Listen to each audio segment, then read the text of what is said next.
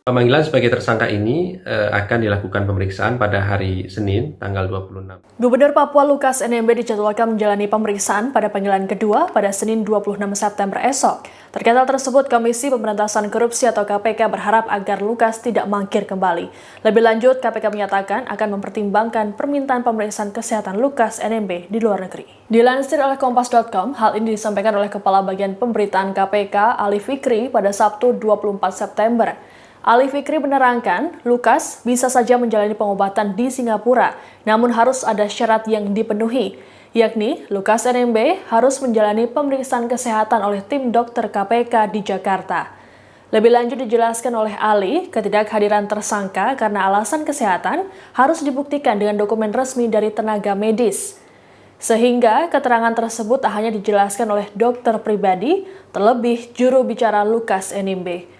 Ali berujar, tim penyidik akan terlebih dahulu menganalisis dokumen kesehatan yang resmi dikeluarkan oleh tenaga medis. Lembaga anti rasuah tersebut diketahui memiliki tenaga medis khusus dalam melakukan pemeriksaan baik terhadap saksi ataupun tersangka yang dipanggil oleh KPK. Ditegaskan oleh Ali, KPK memahami bahwa kesehatan adalah hak dasar tiap manusia. Sebelumnya, KPK juga beberapa kali memberikan kesempatan dan penyediaan fasilitas kesehatan bagi saksi ataupun tersangka pada perkara-perkara lain. Untuk diketahui, semenjak ditetapkan tersangka oleh KPK, Lukas NMB belum juga diperiksa. Pasalnya, dalam panggilan pertama, Lukas mangkir karena mengaku sakit. KPK pun menjadwalkan panggilan kedua pada Senin 26 September esok.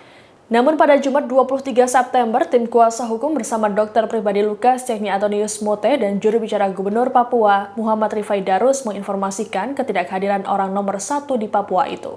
Pemanggilan sebagai tersangka ini akan dilakukan pemeriksaan pada hari Senin, tanggal 26 September 2022 di Gedung Merah Putih KPK Jakarta. Dan tentu kami berharap tersangka dan penasihat hukumnya dapat hadir memenuhi panggilan tersebut karena disitulah kesempatan tersangka dan penasihat hukumnya untuk menyampaikan apa yang ia ketahuinya terkait dengan perkara ini.